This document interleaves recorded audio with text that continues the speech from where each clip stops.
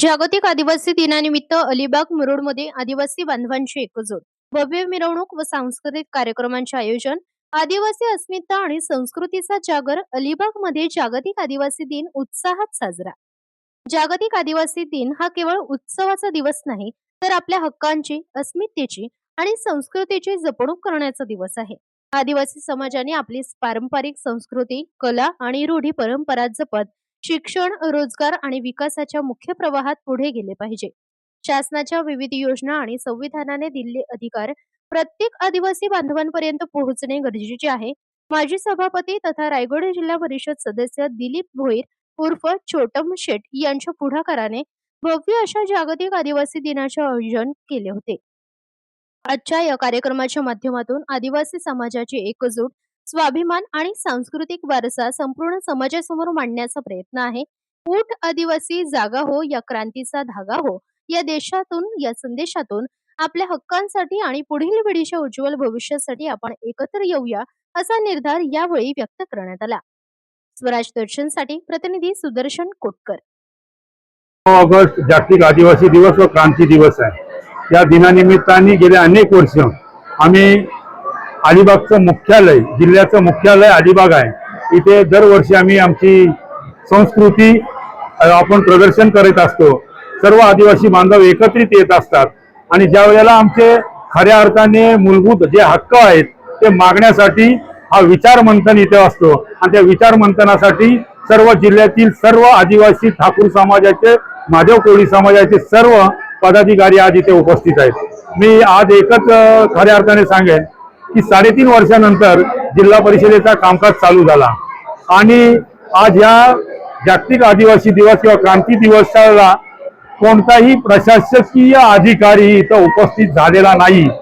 फार मोठा खंत वाटतोय, कारण ज्या आमच्या मूलभूत सुविधा, आमचा मूलभूत हक्क आहे तो मागण्यासाठी आणि आमची जी संस्कृती देशासमोर मांडण्यासाठी, या जिल्ह्यासमोर मांडण्यासाठी हा मुख्यालय अलिबाग आहे, इथे आम्ही आलो आणि इथे कोणताही अधिकारी आलेला नाही आहे.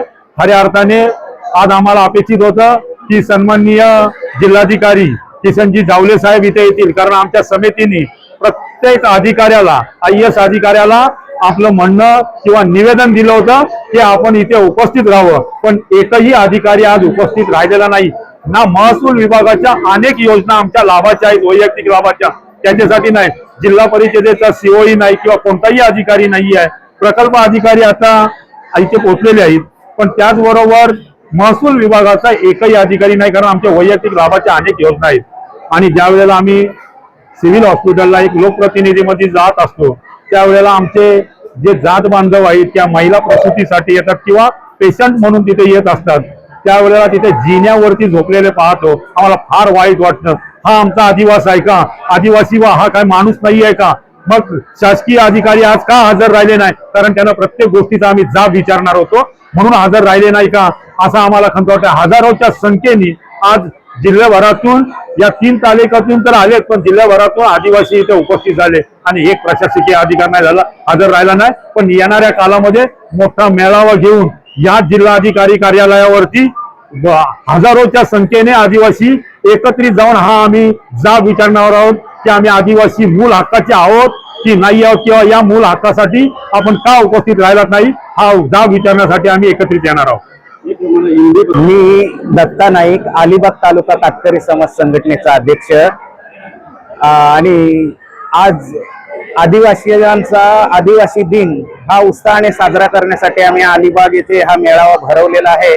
खूप नाचत गाजत वाजत अगदी खूप छान पैकी इथे येऊन सभेत रूपांतर करून हा कार्यक्रम आम्ही पार पाडला आहे. पण आम्ही ज्या अधिकाऱ्यांना इथं बोलवलं होतं, कारण तासनतास आम्ही निवेदन देण्यासाठी ह्याच्यामध्ये बसलेलो त्याच्या दालनामध्ये, आणि आम्हाला वाटलं होतं की कलेक्टर पासून तर तहसीलदारापर्यंत सगळे लोक येतील आम्हाला आणि आम्ही त्यांना काहीतरी जाब विचारू की अजूनपर्यंत खेड्यापाड्यात सगळी व्यवस्था होते, पण आदिवासी वाड्या अजूनही वंचित राहिलेल्या आहेत.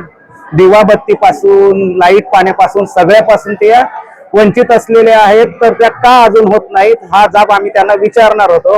पण आज त्यांना आठवड्याची सुट्टी 1 मिळतो म्हणून त्यांनी कदाचित ती सुट्टी फुकट वाया जाऊ नये त्यांची, म्हणून ते आमच्या कार्यक्रमामध्ये आलेले नाहीत असा मी म्हणतो आणि मी त्यांचा जाहीर निषेध करतो. एकही अधिकारी इथे आलेला नाही, फक्त एकच प्रतिनिधी आहे, तो प्रेम प्रकल्प आदिवासींकडून.